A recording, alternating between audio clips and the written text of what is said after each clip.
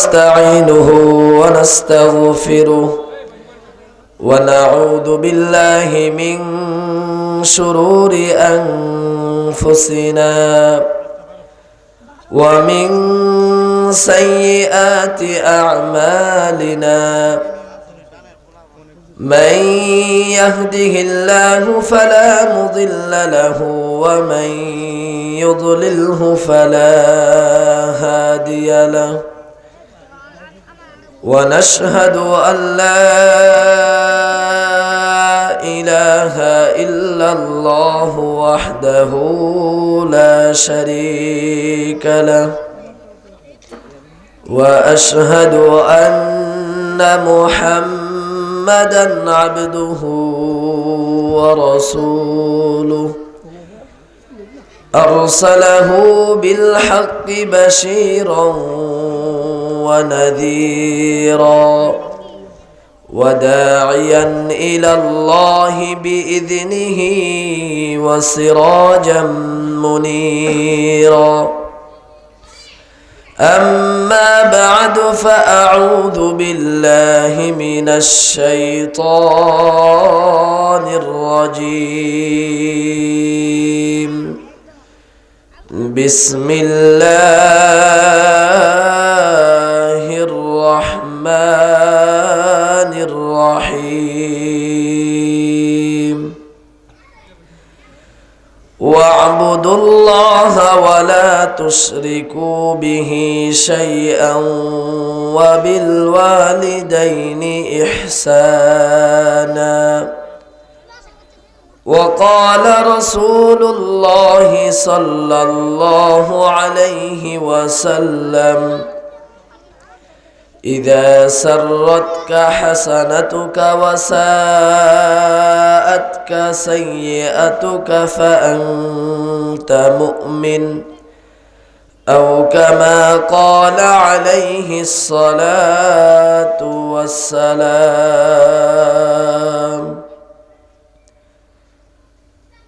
আমরা সকলেই নামাজের দরুদে ইব্রাহিম পাঠ করি আল্লাহুম্মা সাল্লি আলা মুহাম্মাদিন ওয়া আলা আলি মুহাম্মাদ কামা সাল্লাইতা আলা ইব্রাহিম ওয়া আলা আলি ইব্রাহিম إنك حميد مجيد اللهم بارك على محمد وعلى آل محمد كما باركت على إبراهيم وعلى آل إبراهيم إنك حميد مجيد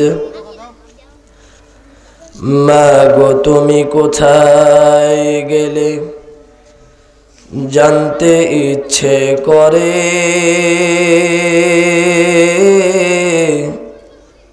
তোমার কথা মনে হলে অশ্রু চোখে ঝরে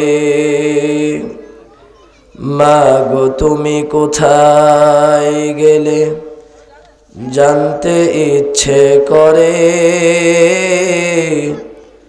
তোমার কথা মনে হলে অশ্রু চোখে ঝরে আদর দিয়ে সোহাগ দিয়ে নিতে আমায় কোলে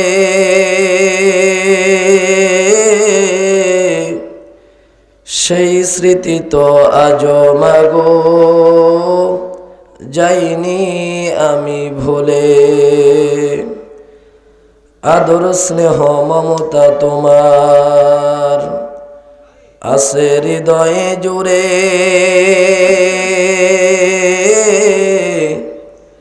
তোমায় এখন খুঁজে খুঁজে মরি অচিনপুরে। আলহামদুলিল্লাহ, ঐতিহ্যবাহী মুরাদাবাদ হাজীবাড়ি নুরানি হাফেজিয়া মাদ্রাসা ও এতিমখানার উদ্যোগে আয়োজিত তাফসিরুল কোরআন মাহফিলের সম্মানিত সভাপতি জনাব হযরত মাওলানা মোহাম্মদ রফিকুল ইসলাম সাহেব, প্রধান অতিথি জনাব নবাব আলী প্রধান, বিশেষ অতিথি জনাব এরশাদ হোসেন সাহেব, বারাকাল্লাহু ফি হায়াতি, আল্লাহ তাআলা সকলের হায়াতের মাঝে বরকত দান করুন, সকলে বলে আমিন। উপস্থিত জাতির রাহবার, জান্নাতের পথ প্রদর্শক, হেদায়েতের পথের দিশারি, নবী করিম সাল্লাল্লাহু আলাইহি ওয়াসাল্লামের ওয়ারিস হযরত উলামায়ে কেরামগণ এবং দূর দূরান্ত থেকে আগত আল্লাহ প্রেমিক, রাসূল প্রেমিক, কোরআন প্রেমিক, হাদিস প্রেমিক, আশিকিন জাকিরিন ভাই ও বন্ধুগণ এবং পর্দার আড়ালে অবস্থানরত মা ও বোনেরা, সকলকে আন্তরিকভাবে মোবারকবাদ জানাচ্ছি। সর্বপ্রথম সেই মহান রবের দরবারে শুকরিয়া আদায় করি যে মহান রব আমাদেরকে সমস্ত প্রকার বিপদ আপদ বালা মুসিবত থেকে হেফাজত করে কোরআনের মজলিস, হাদিসের মজলিস, জান্নাতের বাগানে আসার বসার এবং কোরআন ও হাদিস থেকে কিছু কথা বলার শোনার তৌফিক দান করেছেন। এই জন্য সেই মহান রবের দরবারে জবানের আওয়াজকে উঁচু করে অন্তরের অন্তঃস্থল থেকে শুকরিয়া আদায় করি, সকলে বলি আলহামদুলিল্লাহ। আর জোরে বলি আলহামদুলিল্লাহ। শুকরিয়া আদায় করলে খুশি হন কে? এই জন্য সর্বদাই আমাদের শুকরিয়া আদায় করতে হবে। তো আমি আপনাদের বলতে চাই, আমরা এখানে কোরআনের মজলিসে আসছি, এটা কোনো ব্যক্তি বা বক্তাকে কেন্দ্র করে নাকি কোরআন ও হাদিসের মহব্বতে? যদি কোরআন ও হাদিসের মহব্বতে আমরা এসে থাকি তো আশা করা যায় আল্লাহ তাআলা এই মজলিস আমাদের জন্য নাজাতের জরিয়া বানিয়ে দিবেন, বলেন সুবহানাল্লাহ। আমরা যে কোরআনের মাহফিলে আসতে পারলাম, এই কোরআনের মাহফিলে আসতে পেরে আমরা খুশি না বেজার? যদি খুশি হয়ে থাকি তো রাসূল সাল্লাল্লাহু আলাইহি ওয়াসাল্লামের একটি সুসংবাদ শুনে নেই। হযরত সাহাবায়ে কেরাম রাদিয়াল্লাহু তাআলা আনহু হুজুর সাল্লাল্লাহু আলাইহি ওয়াসাল্লামকে জিজ্ঞাসা করলেন, ইয়া রাসূলুল্লাহ, আমরা আপনার হাতে ঈমান এনেছি, বায়াত গ্রহণ করেছি, কিন্তু আমাদের কার কতটুকু ঈমান আছে, কি পরিমাণ ঈমান আছে, এটা কিভাবে বুঝবো? এটা বোঝার একটা মাপকাঠি আমাদের দিয়া দেন। তো রাসূল সাল্লাল্লাহু আলাইহি ওয়াসাল্লাম সুন্দর একটা মাপকাঠি দিয়া দিলেন। ইযা সাররাতকা হাসানাতুকা ওয়া সাআতকা সাইয়্যাতুকা ফাআনতা মুমিন। রাসূল বলেন, ও আমার সাহাবারা শুনে রাখো, যখন তোমাদের মাধ্যমে কোনো নেক কাজ সংগঠিত হবে, তোমাদের মাধ্যমে যখন কোনো ভালো কাজ হবে, আল্লাহ তাআলার হুকুম যখন তোমরা মানতে পারবে, আর এই নেক কাজ, ভালো কাজ করার পর যদি তোমাদের অন্তরে শান্তি পায়, ভালো লাগে, তাহলে মনে করবা তোমাদের মধ্যে ঈমান আছে। আর যখন তোমাদের মাধ্যমে আল্লাহ তাআলার নাফরমানিমূলক কোনো কাজ হবে, তোমাদের দ্বারা যখন কোনো গুনাহ সংগঠিত হবে, এই গুনাহ করার পর যদি তোমাদের অন্তরে খারাপ লাগে, ধিক্কার লাগে, আফসোস হয়, তাহলে মনে করবা তোমাদের মধ্যে ঈমান আছে। এক কথায় রাসূল সাল্লাল্লাহু আলাইহি ওয়াসাল্লাম বললেন, ভালো কাজ করলে ভালো লাগা, খারাপ কাজ করলে খারাপ লাগা, এটা ঈমান বোঝার বড় একটা লক্ষণ, বলেন সুবহানাল্লাহ। তো যেহেতু আমরা কোরআনের মজলিসে আসতে পেরে খুশি, তাহলে রাসূল সাল্লাল্লাহু আলাইহি ওয়াসাল্লামের ঘোষণা অনুযায়ী বোঝা যায় আমরা সকলে ঈমানদার, কথা বলেন ঠিক কিনা?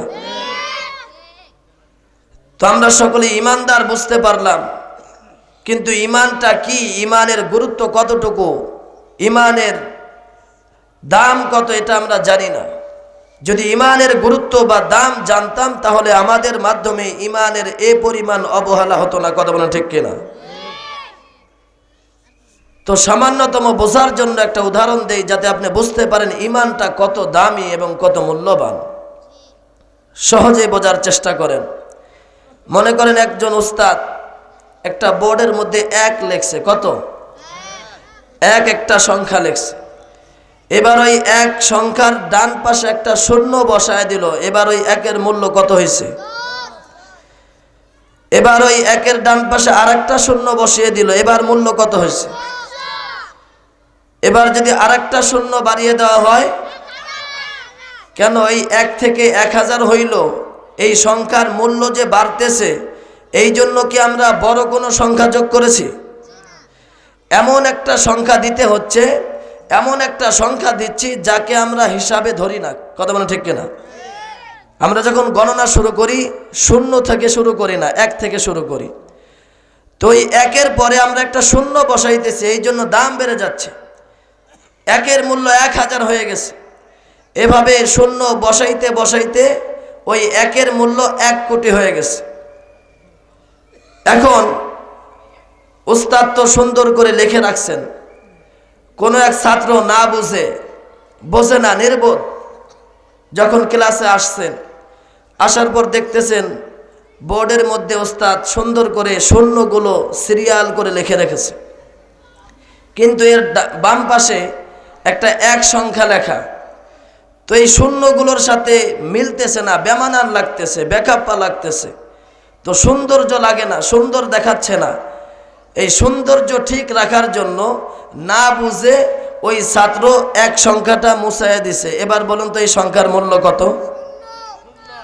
কেন একটু আগেই না এই সংখ্যার মূল্য 1 কোটি ছিল? 1 কোটি থেকে তো আমরা বড় কোনো অঙ্ক বাদ দেই নাই, শুধুমাত্র একটা সংখ্যা মুছে ফেলছি। এই একটা সংখ্যা মোছার কারণে 1 কোটি থেকে শূন্যতে নেমে আসছে। কথা বলেন ঠিক কিনা? আমার বন্ধুগণ, বোঝার চেষ্টা করবেন, ওই 1 কোটি সংখ্যার জন্য 1-এর যেমন প্রয়োজন, ওই 1 কোটি সংখ্যার মূল্য রাখার জন্য 1-এর যেমন প্রয়োজন, ঠিক তেমনি ভাবে একজন মানুষ দামি হওয়ার জন্য ইমানের তেমন প্রয়োজন। কথা বলেন ঠিক কিনা? ওই 1 কোটি সংখ্যার মধ্যে 1 না থাকলে যেভাবে 1 কোটি সংখ্যার কোনো মূল্য নাই, রাসূল সাল্লাল্লাহু আলাইহি ওয়াসাল্লাম বলেন, যখন কোনো মানুষের মধ্যে ঈমান থাকবে না, ওই মানুষের দুনিয়া আখিরাতে কোনো মূল্য নাই। কথা বলেন ঠিক কিনা? রাসূল সাল্লাল্লাহু আলাইহি ওয়াসাল্লামকে জিজ্ঞাসা করা হলো, ইয়া রাসূলুল্লাহ, দুনিয়ার মধ্যে সবথেকে হতভাগা কোন ব্যক্তি? রাসূল জবাব দেন, আমার সাহাবারা শুনে রাখো, দুনিয়ার মধ্যে ওই ব্যক্তি সব কিছু পাইছে, থাকার জন্য ভালো জায়গা পাইছে, খাবার জন্য ভালো খাবার পাইছে, পরার জন্য সুন্দর সুন্দর পোশাক পাইছে, কিন্তু ইমানের বেলায় পরিপূর্ণতা পায় নাই। রাসূল বলেন, দুনিয়ার জমিনে ওই ব্যক্তির মতো হতভাগা আর কেউ নাই। এই জন্য ইমানের কত দাম এটা আমরা বুঝি না, এই জন্য আমাদের মাঝে ইমানের কোনো কদর নাই। কথা বলেন ঠিক কিনা? ভাই, ইমানের অনেক দাম।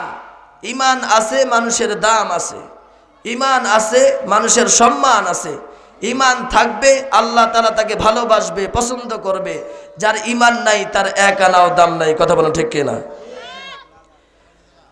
আল্লাহ তাআলা কোরআনুল কারীমে ইরশাদ করেন, ইন্নাদ-দীনা ইনদাল্লাহিল ইসলাম।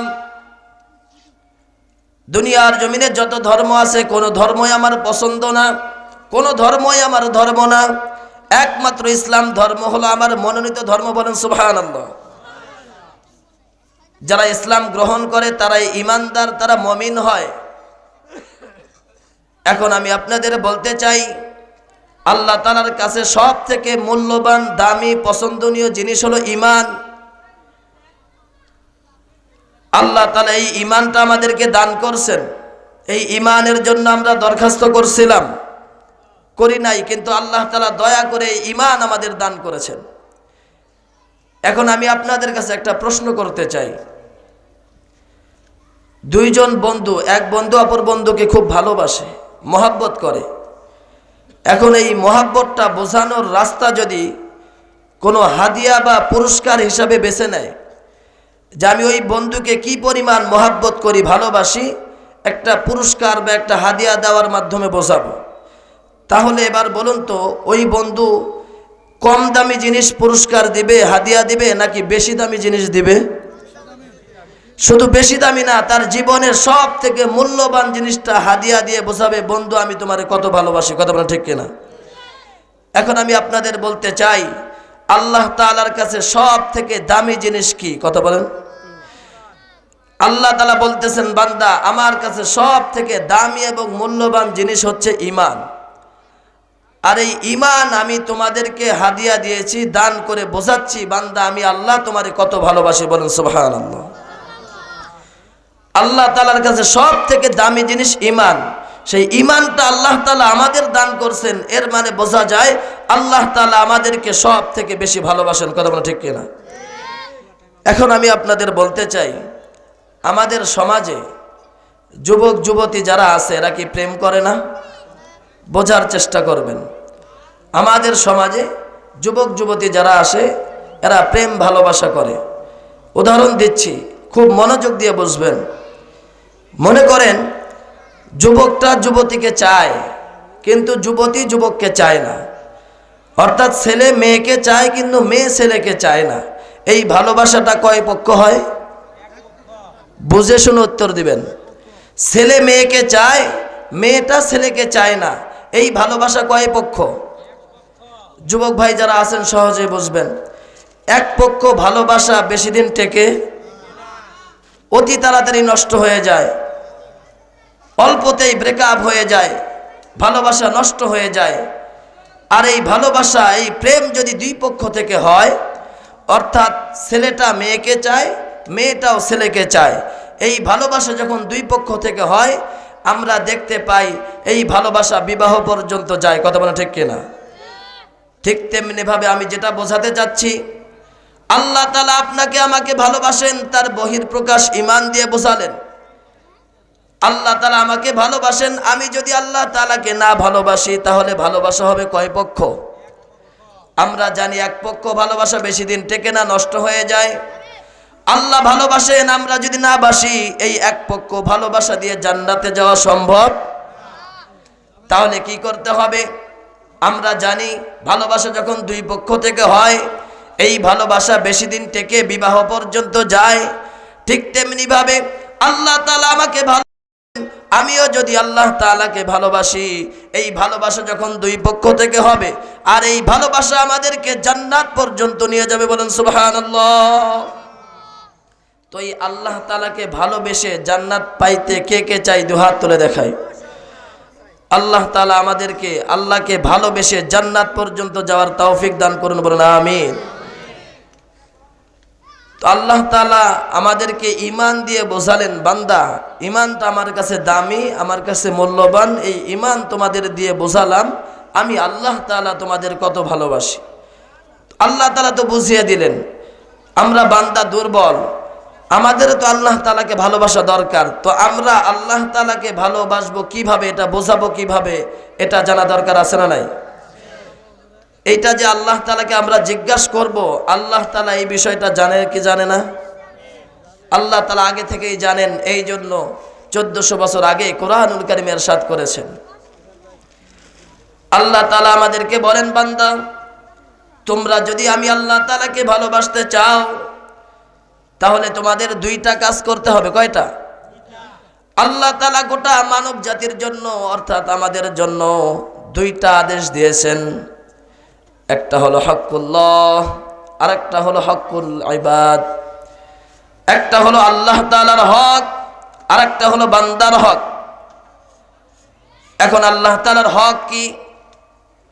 আল্লাহ তাআলা কোরআনুল কারীমে ইরশাদ করেন, ওয়া'বুদুল্লাহা ওয়া লা তুশরিকু বিহি শাইআ। আল্লাহ তাআলার হক হলো আল্লাহ বান্দার ইবাদত করবে, কিন্তু তার সাথে কাউকে শরীক করবে না। ইবাদত হবে শুধুমাত্র কার? তার কারণ আমাদেরকে বানাইছেন কে? আমাদের খাবার দাবার রিজিকের ব্যবস্থা করেন কে? আমরা অসুস্থ হইলে আমাদেরকে সুস্থ করেন কে? আমরা যখন বিপদে পড়ি আমাদের বিপদ থেকে বাঁচান কে? ফি আইয়ি সূরাতিম মা শাআ রাক্কাবাক। আল্লাহ তাআলা আপনাকে আমাকে বানাইছেন মায়ের পেটে, তিনি যেভাবে চেয়েছেন ঠিক সেভাবেই। দুনিয়ার জমিনে কত মানুষ আছে, কারো হাত নাই, কারো পা নাই, কারো চক্ষু নাই, আছে না? কারো জিহ্বা আছে, কথা বলতে পারে না, কারো কান আছে কিন্তু শ্রবণ শক্তি নাই, কারো চোখ আছে কিন্তু দৃষ্টি শক্তি নাই, দেখতে পারে না। ওই আল্লাহ তাআলা যদি চাইতেন আপনাকে আমাকে তেমন বানাইতেন, কিছু করার ছিল? আলহামদুলিল্লাহ, আল্লাহ তাআলার কত দয়া যে আল্লাহ তাআলা আপনাকে আমাকে অন্যান্য 10 জনের মতো স্বাভাবিক বানাইছেন, অস্বাভাবিক বানায় নাই। কিন্তু এখনো যদি ওই আল্লাহ তাআলা চান আপনাকে আমাকে কানা, ল্যাংরা, লুলা, প্যারালাইসিস কইরা বিছানায় ফালায় রাখবে, সেই ক্ষমতা আছে না নাই? যে আল্লাহ তাআলা আপনাকে আমাকে এত নিয়ামত দান করলেন, এবার আপনারাই বলুন তো ওই আল্লাহ তাআলার হক আমাদের উপর আছে না নাই? ও ভাই, দুনিয়ার জমিনে আপনি যে অফিসে চাকরি করেন, ওই অফিসার আপনাকে 10-20 হাজার 50 হাজার টাকা বেতন দেয়, এই জন্য সেই অফিসারের কথা মানা আপনি আপনার দায়িত্ব মনে করেন। ওই অফিসার আপনাকে 10-20 হাজার টাকা দেয়, এই জন্য মনে করেন ওই অফিসারের হক আছে আপনার উপর।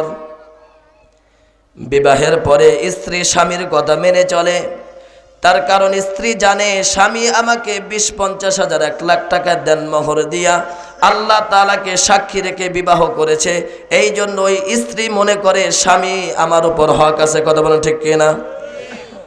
ও ভাই, দুনিয়ার জমিনে মাত্র 20-50 হাজার টাকার বিনিময়ে ওই অফিসার আপনাকে 20-50 হাজার টাকা বেতন দেয়, এই কারণে ওই অফিসারের এত কথা মানেন। কিন্তু যে আল্লাহ তাআলা আপনি আমার জীবনটা, পুরা জীবনটাকে তার নিয়ামতের মধ্যে ডুবায় রাখছেন, ওই আল্লাহ তাআলার কথা মানা দরকার আছে না নাই? ওই আল্লাহ তাআলার কথা মানতে হবে। আল্লাহ তাআলা বলেন ওয়াবুদুল্লাহ ওয়া লা তুশরিকু বিহি শাইআ, বান্দা তার ইবাদত করবে কিন্তু তার সাথে কাউকে শরীক করবে না। ইবাদত করতে হবে কার? ইবাদত কাকে বলে আমরা অনেকেই জানি না। ইবাদত মানে হলো আনুগত্য করা, কথা মেনে চলা। আল ইবাদাতু হিয়া কাযাউল হায়াতি বিহাসবি আওয়ামিলিল্লাহি তাআলা ওয়া নাওয়াহি। শুধু নামাজ পড়বেন, রোজা রাখবেন, মনে করবেন না ইবাদত হয়ে গেছে। হিয়া কাযাউল হায়াতি বিহাসবি আওয়ামিলিল্লাহি তাআলা ওয়া নাওয়াহি। আল্লাহ তাআলার আদেশ এবং নিষেধের আলোকে গোটা জীবনটাকে পরিচালনা করার নামই হলো ইবাদত। ইবাদত হলো মা আতাকুমুর রাসূলু ফাখুযুহু ওয়া মা নাহাকুম আনহু ফান্তাহু। রাসূল সাল্লাল্লাহু আলাইহি ওয়াসাল্লাম যা করতে বলেছেন তা করা, যা ছাড়তে বলেছেন তা ছাড়ার নামই হলো ইবাদত। রাসূল করতে বলেছেন করতে হবে, রাসূল যা ছাড়তে বলেছেন তা ছাড়তে হবে। রাসূল করতে বলেছেন করেন, কিন্তু ছাড়তে বলেছেন ছাড়েন না, আপনি কিন্তু ইবাদতকারী নন। নামাজ পড়তে বলেছেন আল্লাহ এবং তার রাসূল, সুদ ছাড়তে বলেছেন আল্লাহ এবং তার রাসূল। এর দ্বারা বোঝা গেল ইবাদতকারী নামাজ ধরবে, সুদ ছাড়বে, অথচ বাংলাদেশের অধিকাংশ নামাজি এরা নামাজও ধরছে, সুদও ধরছে, একসাথে দুইটাই ধরছে। আপনি নামাজ পড়বেন আবার সুদ খাবেন, আপনি রোজা রাখবেন আবার ঘুষ খাবেন, আপনি হজ করবেন আবার অন্যের জমির আল কাটবেন, আপনি যাকাত দিবেন আবার অন্যের উপর জুলুম করবেন, আপনি দান সদকা করবেন আবার অন্যের হক নষ্ট করবেন। মনে রাখবেন আপনি কিন্তু ইবাদতকারী নন, আপনি হলেন সুবিধাবাদী। ইবাদত করা এত সোজা নয়। রাসূল সাল্লাল্লাহু আলাইহি ওয়াসাল্লাম যা করতে বলেছেন তা করতে হবে, রাসূল যা ছাড়তে বলেছেন তা ছাড়তে হবে, এটার নামই হলো ইবাদত। রাসূল সাল্লাল্লাহু আলাইহি ওয়াসাল্লাম যেভাবে চলেছেন আমরাও সেভাবে চলবো। রাসূল যেভাবে সংসার চালাইছেন আমরাও সেভাবে সংসার চালাবো। রাসূল যেভাবে চলাফেরা করেছেন আমরাও সেভাবে চলাফেরা করব। রাসূল যেভাবে বাজারঘাট করেছেন আমরাও সেভাবে বাজারঘাট করব।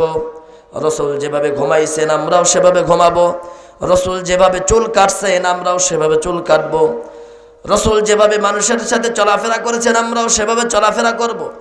ওনার মতো করে গোটা জীবনটাকে সাজাবো। তবে যখন ভোটের সময় আসবে রাজনীতিটা নিজের মন মতো করব, তাই না? রসুলের মতো গোটা জীবনটাকে সাজাবো।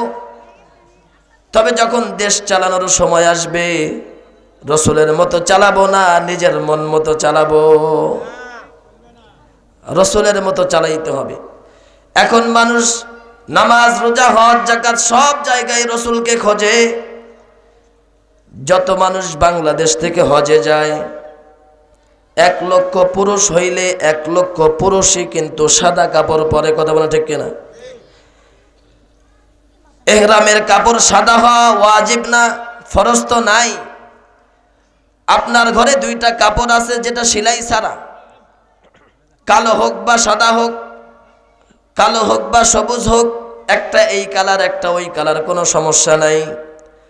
ওই কাপড়টা আপনি ধুয়ে পবিত্র করে ইহরামের মতো পরে হজ আদায় করবেন, কোনো ক্ষতি হবে না, হজে কোনো মাকরু হবে না। কিন্তু রসুল পরছেন সাদা, তাই আমরা সাদা পরি, ওইটা পরা জায়েজ কিন্তু আমরা সেটাও করি না। রসুলের সুন্নাহরে কত ভালোবাসি। এখন আমি আপনাদের বলতে চাই, ওই 1 লক্ষ হাজের মাঝে 10-20 জন এমপি আছে না নাই, মন্ত্রী আছে না নাই? দেখেন ইহরামের সময় রসুলের সুন্নাহর খবর নিল, কিন্তু দেশ চালানোর সময় রসুলের সুন্নাহর খবর নাই। আপনারা কি ভয় পাচ্ছেন? কোনো ভয়ের কারণ নাই। তার কারণ আমরা এখানে যারা আছি সকলে ইমানদার, কথা বলেন ঠিক কিনা? ইমানদার একমাত্র ভয় পায় কাকে? যার মধ্যে ঈমান আছে। ইমানদার আল্লাহ ব্যতীত দুনিয়ার কোনো বাতিল তাগুদের সামনে মাথা নত করতে পারে না, কথা বলেন ঠিক কিনা? ইমানদার একমাত্র ভয় করবে আল্লাহকে। আমার বন্ধুগণ, ইমানদারের মধ্যে আল্লাহর ভয় আছে, এটা ঠিক। কিন্তু বর্তমান গোটা বিশ্ব জুড়ে ইহুদি খ্রিস্টান নাস্তিক মুরতাদ যারা আছে, এরা সর্ব অবস্থায় ইমানদারের অন্তর থেকে আল্লাহর ভয় দূরভীত করে তাদের ভয় স্থাপন করার পায়তারা চালাচ্ছে, কথা বলেন ঠিক কিনা? এই জন্য আমাদের সজাগ দৃষ্টি রাখতে হবে। তাদের চক্রান্ত বড় কঠিন। তাদের চক্রান্ত থেকে আল্লাহ তাআলা আমাদের সকলকে হেফাজত করুন, বলেন আমিন। বর্তমান নাস্তিক মুরতাদ যারা আছে আমাদের মাঝে একটা শব্দ, একটা বাক্য প্রচার করেছে, আমরা না বুঝে সেই বাক্যটা আমরাও ব্যবহার করছি। বর্তমান সমাজে শোনা যায়, তারা বলে যে এখন স্বৈরাচার শাসক পতন হয়েছে, এখন আর হুজুরদের মাঠে ময়দানে কথা বলতে সমস্যা নাই, এমন কথা বলে না? এই সমাজে আপনারা শোনেন নাই যে এখন আর হুজুরদের কথা বলতে সমস্যা নাই? এটা শুনছেন আপনারা? এই কথাটা আমরাও বলি। আসলে আপনি জানেন না, এই কথাটা আমাদের না, নাস্তিক মুরতাদরা এই কথাটাকে ওলামায়ে কেরাম ইমানদারদেরকে হেয় প্রতিপন্ন করার জন্য ছড়িয়ে দিয়েছে, কথা বলেন ঠিক কিনা? তারা বলে স্বৈরাচার শাসক পতন হয়েছে, ইমানদারদের আলেমদের কথা বলতে এখন আর কোনো সমস্যা নাই। আমি বলি ভালো কথা, এই বাক্যের মধ্যে এখন শব্দ কেন ব্যবহার করছেন? আমার বন্ধুগণ, আমরা বুঝতে পারি না এখন শব্দ, এই শব্দের মধ্যে, এই বাক্যের মধ্যে এখন শব্দটা ব্যবহার করে তারা উলামায়ে কেরাম ইমানদারদেরকে টিটকারি করতেছে, হেয় প্রতিপন্ন করতেছে। তারা বোঝাতে চায় যে ইমানদাররা আল্লাহকে নয়, ইমানদার যারা আছে এরা স্বৈরাচার জালেমের জুলুমকে ভয় করে আল্লাহর জমিনে আল্লাহর কথা বন্ধ করে দেয়, কথা বলেন ঠিক কিনা? এরা গোটা জাতিকে এটা বোঝাতে চায়।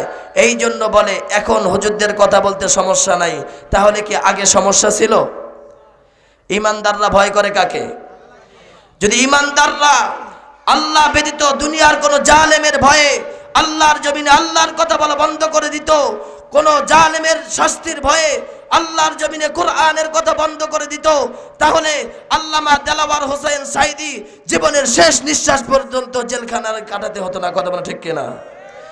যদি আল্লাহর জমিনে ইমানদাররা আল্লামা মামুনুল হক সহ হাজার হাজার উলামায়ে কেরাম জেলখানায় বন্দী থাকতে হতো না। কথা বলা ঠিক কিনা?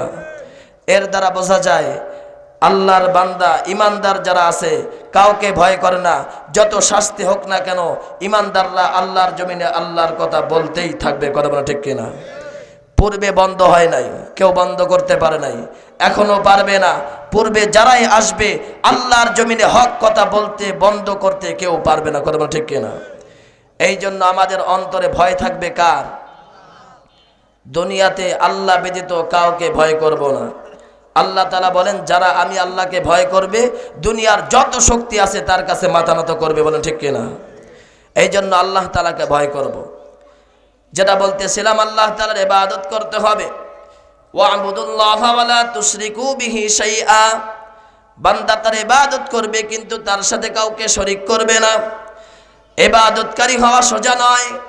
আর যারা ইবাদতকারী হবে কিয়ামতের ময়দানে আল্লাহ তাআলা ঘোষণা দিবেন ফাদখুলি ফি ইবাদি ওয়াদখুলি জান্নাতি।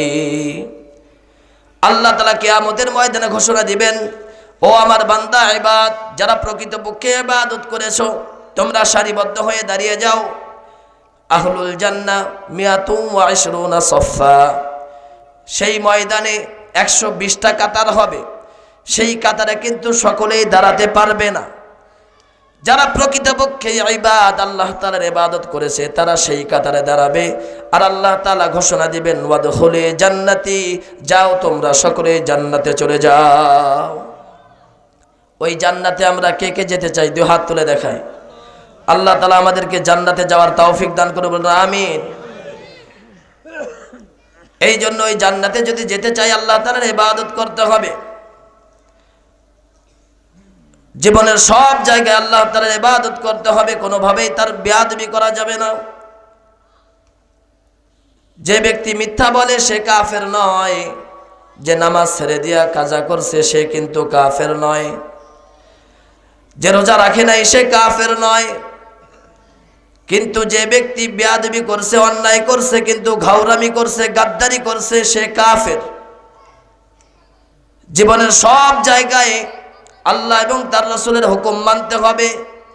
যেখানে পারবেন না সেখানে সরি বলবেন, ক্ষমা চাবেন, মাগফিরাত কামনা করবেন।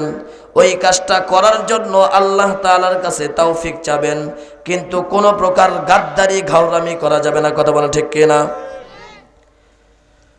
মিথ্যা বললে কাফের হয় না। নামাজ ছেড়ে দিয়া কাজা পড়ছে সে কাফের নয়। কিন্তু কেউ মিছা কথা কইছে, আরে বললাম এই মিয়া মিছা কথা বলছো কে, এটা তো কবিরা গুনাহ, সে যদি বলে কইছি আমার ইচ্ছা, সাথে সাথে কাফের।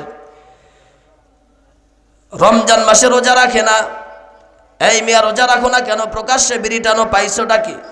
সে আবার জবাব দেয় আল্লাহরে ডরাই না, মানুষরে ডরায় লাভ কি, তাই প্রকাশ্যে বিড়ি টানি, বলে না, সাথে সাথে কাফের। যে রোজা রাখেনি সে কাফের নয়। যে অন্যায় করছে, গাদ্দারি করছে, ঘাউরামি করছে, বেপরোয়া ভাব দেখাইছে, সে কিন্তু কাফের। আল্লাহ তাআলার কথা মানে নাই। হযরত আদম আলাইহিস সালাম জান্নাতে, আল্লাহ বলছেন আদম তুমি ওই গাছের নিচে যেও না। আদম আলাইহিস সালাম সেই গাছের নিচে গেছে। আল্লাহ বলতেছেন আদম তুমি ওই গাছের নিচে কেন গেলা? সঙ্গে সঙ্গে আদম আলাইহিস সালাম বলেন আল্লাহ সরি, ভুল হয়ে গেছে। রব্বানা যালামনা আনফুসানা ওয়া ইল্লাম তাগফির লানা ওয়া তারহামনা লানাকুনান্না মিনাল খাসিরিন। আল্লাহ তাআলার কাছে বলেন আল্লাহ ভুল হয়ে গেছে।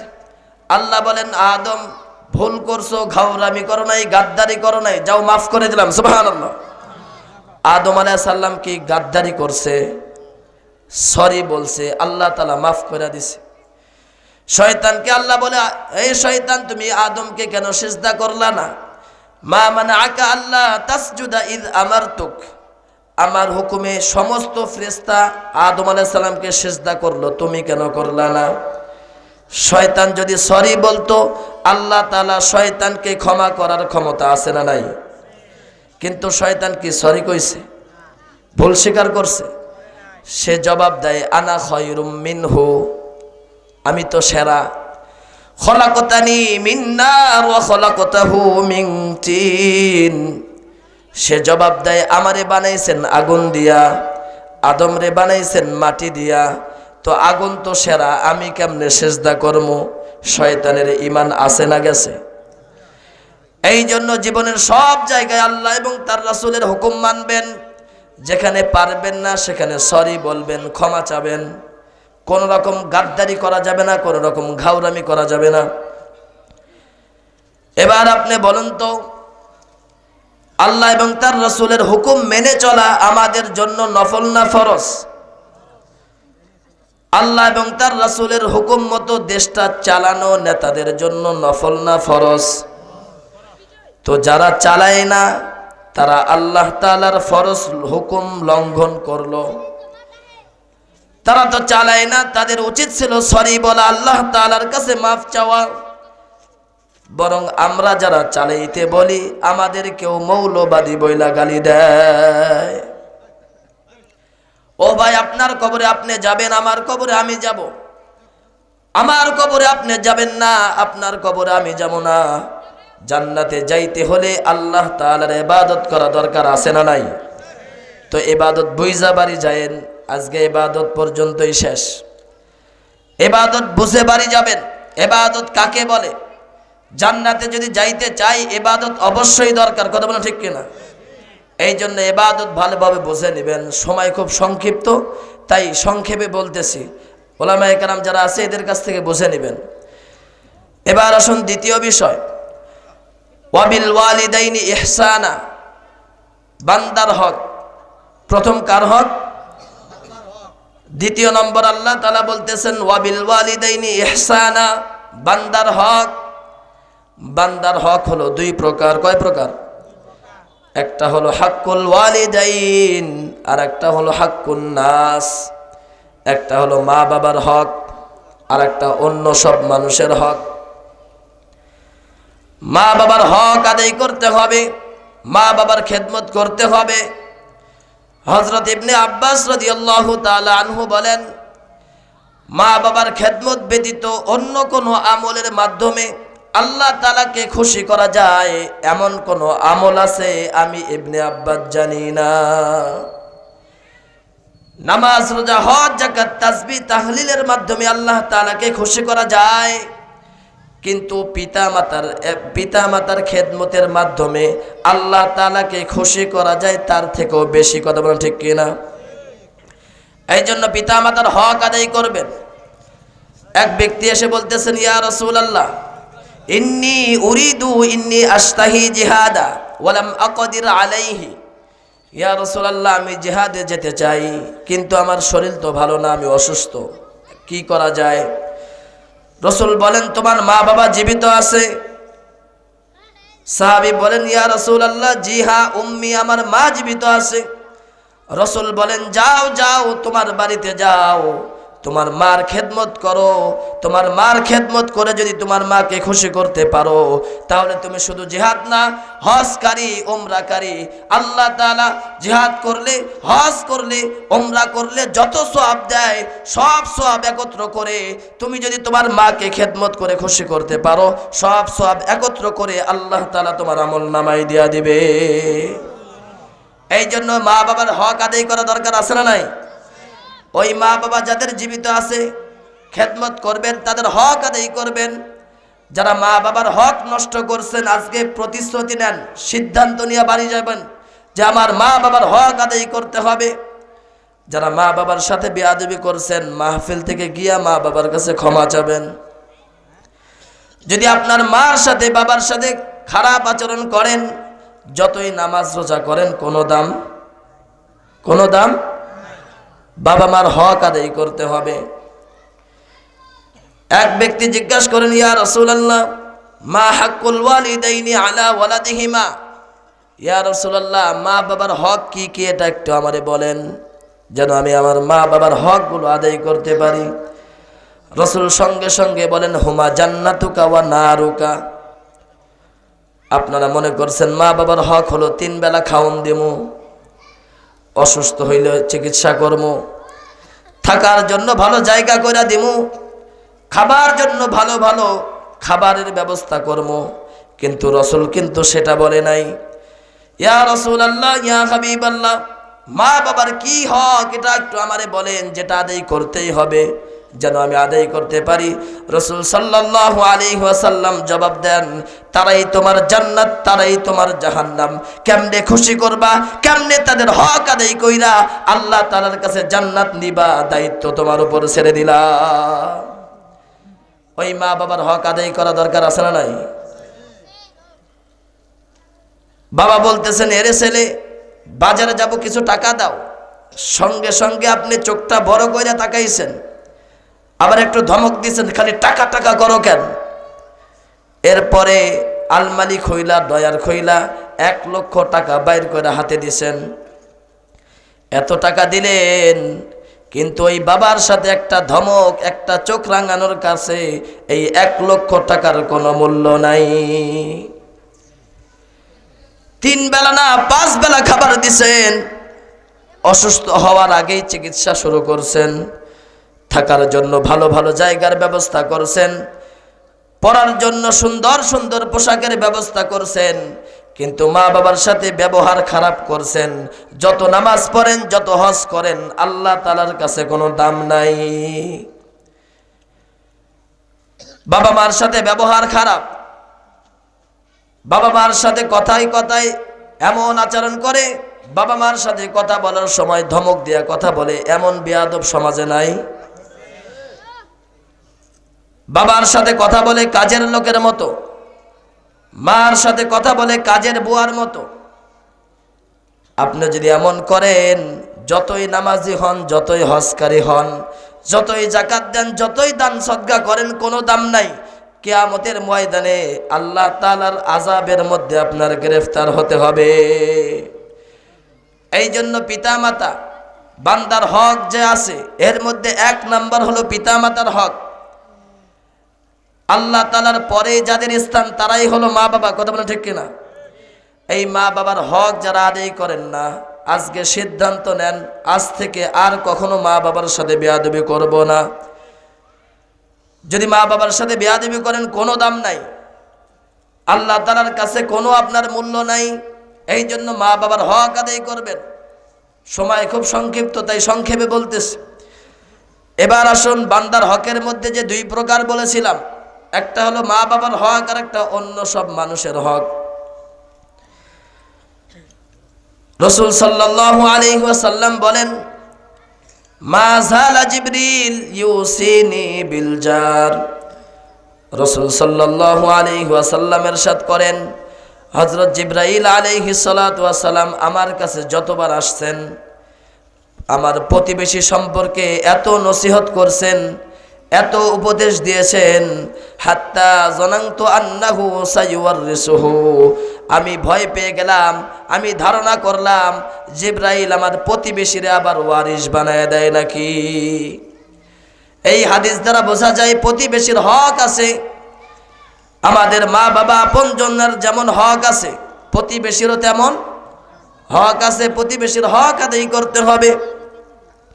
রাসূল সাল্লাল্লাহু আলাইহি ওয়াসাল্লাম বলেন, ওয়াল্লাহি লা ইউমিন, আল্লাহর কসম ওই ব্যক্তি মুমিন নয়।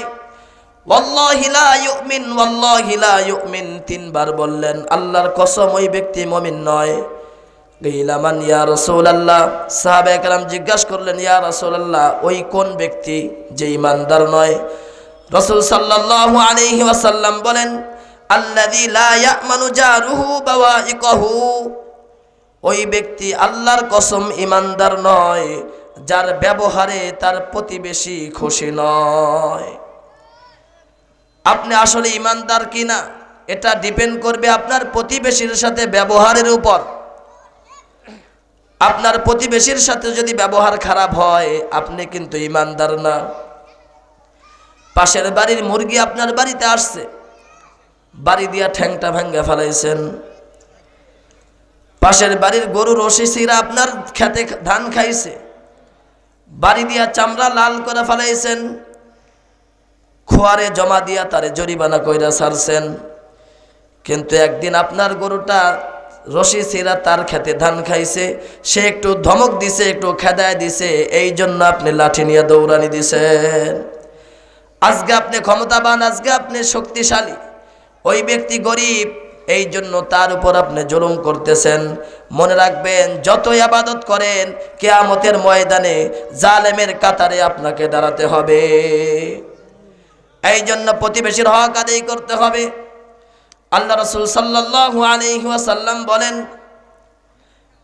قال النبي صلى الله عليه وسلم من كان يؤمن بالله ورسوله واليوم الآخر فليحسن إلى جاره।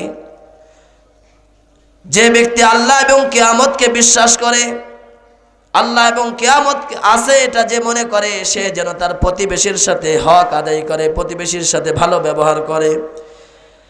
আপনি আসলে ইমানদার কিনা এটা ডিপেন্ড করবে আপনার প্রতিবেশীর সাথে ব্যবহারের উপর। যদি আপনার প্রতিবেশী আপনাকে ভালো বলে তাহলে আপনি ভালো, আর যদি প্রতিবেশী আপনাকে খারাপ বলে, আপনি নিজেরে যতই ভালো বলেন আপনি আসলে ভালো মানুষ না।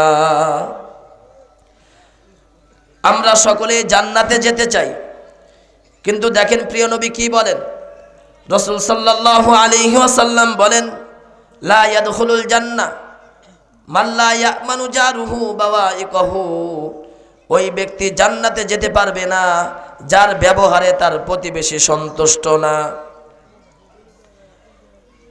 এর দ্বারা বোঝা যায় আমাদের প্রতিবেশীর হক আছে না নাই? প্রতিবেশীর হক আদায় করতে হবে যদি আপনি জান্নাত পেতে চান। এক সাহাবী এসে বলতেছেন, ইয়া রাসূলুল্লাহ, আমি ভালো মানুষ না খারাপ মানুষ এটা বুঝবো কিভাবে? সাহাবায়ে কেরামের এই প্রশ্নগুলোই আমাদেরকে বুঝিয়ে দেন সাহাবায়ে কেরাম কত বড় মুত্তাকি এবং পরহেজগার ছিল। কথা বলেন ঠিক কিনা? ইয়া রাসূলুল্লাহ, আমি ভালো মানুষ না খারাপ মানুষ এটা বুঝবো কেমনে? আমরা কিন্তু সবাই নিজের ভালো মানুষ দাবি করি। এখানে কে কে খারাপ মানুষ আছেন একটু হাত তুলে দেখান তো। কেউ খারাপ নাই, সবাই নিজের ভালো দাবি করি। আর আমি আসলেই তো আপনি ভালো। একজন চোরও কিন্তু নিজের খারাপ দাবি করে না। কথা বলা ঠিক কিনা? চোররে যদি বলা হয়, ভাই আপনি তো চুরি করেন আবার ভালো দাবি করেন কেমনে? সে বলে, আমি গৃহস্থের গরুটা চুরি করছি, বাছুরটা তো আনি নাই। আমি গৃহস্থের গরু চাইলেই কিন্তু বাছুরটা আনতে পারতাম, বাছুরটা কিন্তু আনি নাই। আমি যত বড় চোর হই না কেন ভালো মানুষ বটে। ডাকাত নিজের ভালো দাবি করে। ডাকাত বলে, আমি চুরি ধইরা তার কাছে সমস্ত মাল সম্পত্তি নিয়েছি। তারে বললাম, ভাই আপনি ডাকাতি করেন তারপরও নিজের ভালো দাবি করেন কেমনে? কয়, ওই যে আমি চুরি ধইরা সব সম্পত্তি নিছি, আমি চাইলে কিন্তু চুরিটা ঢোকাইতে পারতাম, আমি তো চুরিটা ঢোকাই নাই, তো আমি ডাকাত হইলেও ভালো ডাকাত। কথা বলেন ঠিক কিনা? আর যদি বলা হয়, ভাই আপনি ডাকাতি করেন চুরি করেন তারপরও নিজের ভালো দাবি করেন কেমনে? সে বলে, ওই যে নববধূর ঘরে ঢুকেছিলাম, সুন্দর চামড়া, তার উপর স্বর্ণের সুন্দর চেন, স্বর্ণের সুন্দর মালাগুলো রাখছে, কানের দুল রাখছে, সুন্দর চামড়ার উপর সুন্দরভাবে চকচক করতেছে। আমি ওই নববধূর ঘরে ঢুকে পিস্তল ঠেকায়া সব স্বর্ণগুলা নিয়ে নিছি। আমি চাইলেই কিন্তু পিস্তল ঠেকায়া ওই মাইয়ার ইজ্জত নষ্ট করতে পারতাম, আমি কিন্তু করি নাই। ডাকাত হইলেও আমি ভালো মানুষ। একজন চোরও নিজের ভালো দাবি করে, একজন ডাকাতও নিজের ভালো দাবি করে, কিন্তু আসলে আমরা ভালো মানুষ না খারাপ মানুষ? রাসূল সাল্লাল্লাহু আলাইহি ওয়াসাল্লামকে জিজ্ঞাসা করলেন, ইয়া রাসূলুল্লাহ, আমি আসলে ভালো মানুষ না খারাপ মানুষ এটা বুঝবো কেমনে? রাসূল সাল্লাল্লাহু আলাইহি ওয়াসাল্লাম বলেন যে, আল্লাহ তাআলা আপনাকে আমাকে গোটা মানব জাতিকে সৃষ্টি করেছেন কল্যাণের জন্য। উখরিজাত লিন্নাস, আল্লাহ তাআলা আমাদেরকে বাছাই করেছেন মানবের কল্যাণের জন্য। এখন আপনি নিজেকে প্রশ্ন করেন, আমার দ্বারা মানুষের কতটুকু উপকার হচ্ছে, আমার দ্বারা মানুষের কি পরিমাণ ক্ষতি হচ্ছে। যদি দেখেন আমার দ্বারা মানুষের উপকার হয়, তাহলে মনে করবেন আসলে আপনি ভালো মানুষ। যদি দেখেন আমার দ্বারা মানুষের উপকার হয় না, আমার দ্বারা মানুষের ক্ষতি হয়, তাহলে বলতে হবে না, আপনি নিজেই মনে করবেন আমি খারাপ মানুষ। মানব কল্যাণের কাজ আল্লাহ তাআলা এত পছন্দ করেন, এত ভালোবাসেন। রাসূল সাল্লাল্লাহু আলাইহি ওয়াসাল্লাম মেরাজের রাত্রে যখন গেলেন, রাসূল বলতেছেন, আমি যখন জান্নাত দেখলাম, জান্নাতের মধ্যে যখন দেখলাম একটা ব্যক্তিকে দেখলাম ঘোরাঘুরি করতেছে। আবার যখন আমি অপর জান্নাতে গেলাম, জান্নাতুল মাওয়ায় দেখলাম ওই ব্যক্তি ঘোরাফেরা করতেছে। জান্নাতুন নাইমে যখন দেখলাম তখন দেখলাম ওই ব্যক্তি ঘোরাফেরা করতেছে। এভাবে রাসূল সাল্লাল্লাহু আলাইহি ওয়াসাল্লাম বলেন, আমি যে জান্নাতের দিকে তাকাই সেই জান্নাতের মধ্যে ওই ব্যক্তিকে দেখতে পাই। এবার আমি আশ্চর্য হয়ে জিবরাইলকে জিজ্ঞাসা করলাম, ভাই জিবরাইল, ওই বান্দা কি এমন আমল করছে যে আমলের কারণে আল্লাহ তাআলা গোটা জান্নাতটা তার জন্য খুইলা দিছে? রাসূল বলতেছেন, ইয়া রাসূলুল্লাহ, ওই যে দেখতেছেন আল্লাহ তাআলা ওই বান্দার জন্য গোটা জান্নাত খুইলা দিছে, ওই বান্দা কিন্তু বড় কোনো আমল করে নাই। রাসূল বলেন, কি আমল করছে? কি এমন আমল করছে আমারে বইলা দাও, আমি যেন এই আমলটা যাই না আমার উম্মতরে বলতে পারি। বলেন সুবহানাল্লাহ। রাসূল জিবরাইল আলাইহিস সালাম বলেন, ইয়া রাসূলুল্লাহ, ওই ব্যক্তি বড় কোনো আমল করে নাই। যখন সে দুনিয়ার জমিনে ছিল, দুনিয়ায় থাকা অবস্থায় সে লক্ষ্য করলো পথের মধ্যে একটা গাছ আছে। কি একটা গাছ আছে? সে যখন দেখলো, যখন অন্ধকারে মানুষ চলাফেরা করে, এই চলাফেরার মাঝে ওই গাছের সাথে বাড়ি খায়, হোঁচট খায়, ব্যথা পায়। সে চিন্তা করলো এই গাছের জন্য মানুষের কষ্ট হয়। এই চিন্তা করে মানব কল্যাণের উদ্দেশ্যে, মানুষের সেবা করার উদ্দেশ্যে, মানুষের উপকার করার উদ্দেশ্যে অনেক কষ্ট কইরা ওই গাছটা কাইটা ফেলাইছে, মানুষের উপকার করছে। আর আল্লাহ তাআলার মানব কল্যাণের কাজ এত প্রিয়, ওই বান্দার ওই গাছ কাটা দেখে আল্লাহ তাআলার কাছে ভালো লাগছে। আল্লাহ তাআলা এই কাজের জন্য গোটা জান্নাত তার জন্য খুইলা দিছে। এই জন্য মানব কল্যাণের কাজ আল্লাহ তাআলা অনেক ভালোবাসে। মানব কল্যাণের কাজ করতে হবে। আপনি যদি দেখেন আমার দ্বারা মানুষের উপকার হয়, মনে করবেন আল্লাহ তাআলা আপনাকে ভালোবাসে। আর যখন দেখবেন আমার দ্বারা মানুষের উপকার হয় না, তখন মনে করবেন আসলে আমি ভালো মানুষ না, আল্লাহ আমারে ভালোবাসে না। কথা বলেন ঠিক কিনা? এই জন্য দেখবেন যাদের দ্বারা উপকার হয়, সমাজে যারা দায়িত্বশীল আছে, সমাজে যারা ক্ষমতাবান আছে, যদি দেখেন তার দ্বারা উপকার হয়, আপনি তার সাথে থাকবেন। আমি যা বলতেছি বোঝার চেষ্টা করেন। সমাজে যদি দেখেন এই ব্যক্তির দ্বারা উপকার হয়, আপনি তার সাথে থাকবেন। আর যদি দেখেন ওর দ্বারা সমাজে কোনো উপকার হয় না, তার সাথে থাকার কোনো দরকার নাই। কথা বলেন ঠিক কিনা? তার কারণ আমরা জানি যার সাথে যার মহব্বত তার সাথে তার কিয়ামত। আপনার মহব্বত, আপনার চলাফেরা, আপনার ওঠা বসা যদি এমন ব্যক্তির হয় যাকে আল্লাহ পছন্দ করে না, যারে আল্লাহ ভালোবাসে না, এমন ব্যক্তির সাথে যদি আপনি ওঠা বসা করেন, তাহলে কিন্তু আল্লাহও আপনারে ভালোবাসবে না। কথা বলা ঠিক কিনা? আর যদি আপনার চলাফেরা, আপনার ওঠা বসা এমন ব্যক্তির সাথে হয় যার কাজে আল্লাহ সন্তুষ্ট, যার কাজ আল্লাহ খুশি হয়, তাহলে দেখবেন আল্লাহ তাআলাও আপনার উপর খুশি হয়ে গেছে। বলেন সুবহানাল্লাহ। এই জন্য আমরা সর্বদাই চেষ্টা করব আল্লাহ তাআলাকে ভালোবাসার। আর আল্লাহ তাআলাকে ভালোবাসবো দুইটা মাধ্যমে। কয়টা মাধ্যম? সময় খুবই সংক্ষিপ্ত, তাই পরিপূর্ণ আলোচনা করা গেল না। যদি আল্লাহ তাআলা কোনোদিন সুযোগ দেয় আলোচনা করব, আপনাদের বোঝানোর চেষ্টা করব। তো আজকে যে সবকটা দিলাম এটা বাড়িতে নিয়ে যাবেন, শুধু এখানে শুনছেন এখানে রেখে যাবেন, বিষয়টা যেন এমন না হয়। সবক দিয়েছি দুইটা। কয়টা? যদি আল্লাহ তাআলাকে ভালোবাসতে হবেই আমাদের, যদি আল্লাহকে না ভালোবাসতে পারি জান্নাত পাওয়া যাবে না। কথা বলে ঠিক কিনা? আর আল্লাহ তাআলাকে ভালোবাসতে হলে দুইটা কাজ করতে হবে। একটা হলো আল্লাহর হক, আর একটা হলো বান্দার হক। আল্লাহ তাআলার হক আদায় করতে হবে, বান্দার হকও আদায় করতে হবে। তবে বান্দার হকের মধ্যে পিতা মাতার হকটা বেশি গুরুত্ব। কথা বলে ঠিক কিনা? এই জন্য সমাজে যারা আছেন পিতা মাতার হক আদায় করবেন।